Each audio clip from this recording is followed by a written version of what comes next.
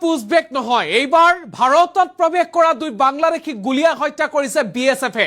ভাৰতত প্ৰৱেশ কৰি ভাৰতত এক প্ৰকাৰ থিতাপি লোৱাৰ চেষ্টা কৰোঁতে গুলীয়াই হত্যা কৰিছে আৰু চেদেলি ভেদেলি হৈ পৰিছে দুগৰাকী। আমি এই মুহূৰ্তত চেহেৰা দুটা আপোনালোকক দেখুৱাইছো। এয়া হৈছে আছিকুৰ ৰহমান আৰু মুজাহিদ মিয়া। এই ভিডিওটা দুই বাংলাদেশি যখন ভারতে প্রবেশ করে বর্ডার দিয়ে লুকিয়ে লুকিয়ে আমাদের আর্মি বিএসএফ ওকে গুলিয়ে বডি ছিদ্র বিদ্র করে ফেলে। একটা নাম হলো আশিকুল রহমান আর রফিকুল মিয়া, দুইটাকে গুলিয়ে ছিদ্র বিদ্র করে। আগে যদি প্রবেশ করতো তাহলে ধরে ওদের দেশে রিটার্ন পাঠিয়ে দিত বা ওদের আর্মির কাছে দিয়ে দিত, পুশব্যাক করতো। কিন্তু এখন আর তা হবে না। বাংলাদেশে যে কাণ্ড হয়েছে ওই কাণ্ড হওয়ার পরে এখন সিধা গুলি করা হবে। সিধা গুলি করেছে, বডি ছিদ্র বিদ্র করে ফেলেছে। তাই এরকমই করা উচিত বাংলাদেশের সাথে।